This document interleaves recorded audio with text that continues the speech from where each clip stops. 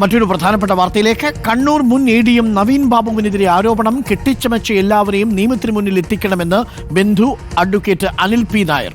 നവീൻ ബാബുവിനെതിരെയുള്ള അഴിമതി ആരോപണം ഗൂഢാലോചനയാണെന്ന് തുടക്കം മുതൽ പറഞ്ഞിരുന്നു. അത്തരമൊരു പ്രസംഗം നടത്തരുതെന്ന് PP ദിവ്യയെ ജില്ലാ കളക്ടർ വിലക്കണമായിരുന്നു. കളക്ടർക്ക് പ്രതിയോട് വിധേയത്വമെന്നും അനിൽ പി നായർ റിപ്പോർട്ടറിനോട് പറഞ്ഞു. കേൾക്കാം. റവന്യൂ ഡിപ്പാർട്ട്മെൻറ്റ് നടത്തിയ അന്വേഷണത്തിൻ്റെ റിപ്പോർട്ടിൽ ശ്രീ നവീൻ ബാബുവിൻ്റെ എതിരെയുള്ള ആരോപണങ്ങൾ അത് കെട്ടിച്ചമച്ചതാണ് എന്ന് വ്യക്തമായതിൽ മനസ്സിന് ഒരു സന്തോഷമുണ്ട്.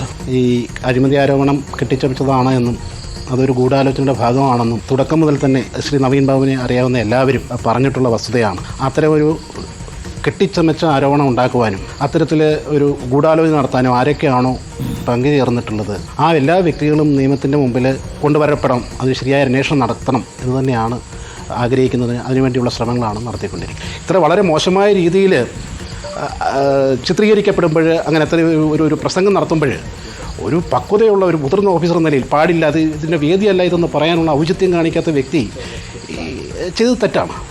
അദ്ദേഹം ഈ കേസിൽ പ്രതിയാക്കപ്പെട്ട വ്യക്തിയോട് കൂടുതൽ വിധേയത്വം കാണിച്ചു എന്ന് തന്നെയാണ് ഇന്ന് മനസ്സിലാക്കുന്നത്. പ്രവീൺ പുരുഷോത്തമൻ നമുക്കൊപ്പം ചേരുന്നുള്ള. പ്രവീൺ പുരുഷോത്തമൻ, നേരത്തെ തന്നെ കുടുംബം ഈ കളക്ടറുടെ നീക്കത്തിൽ സംശയം പ്രകടിപ്പിച്ചിരുന്നു. ഇതിലൊരു ഗൂഢാലോചന നടന്നിട്ടുണ്ടെന്നും ആ ഗൂഢാലോചനയിൽ പങ്കാളികളായവരെ പുറത്തു കൊണ്ടുവരണം എന്നുമാണോ കുടുംബത്തിന്റെ ആവശ്യം? പ്രവീൺ.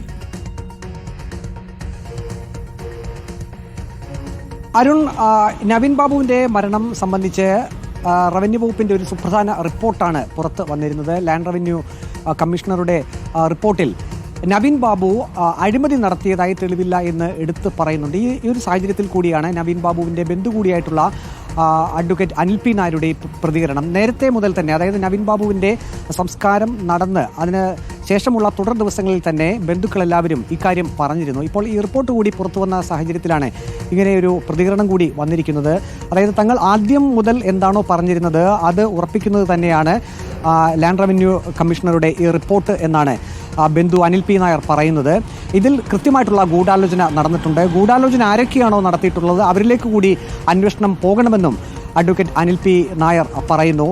കണ്ണൂർ കളക്ടർ എന്നുള്ള രീതിയിൽ അവിടെ അങ്ങനെ ഒരു ചടങ്ങ് നടന്നപ്പോൾ PP ദിവ്യ അത്തരത്തിലൊരു പ്രസംഗം നടത്തുന്നതിനെ കളക്ടർ എതിർക്കണമായിരുന്നു. അതിനുള്ള അധികാരം അദ്ദേഹത്തിന് ഉണ്ടായിരുന്നു.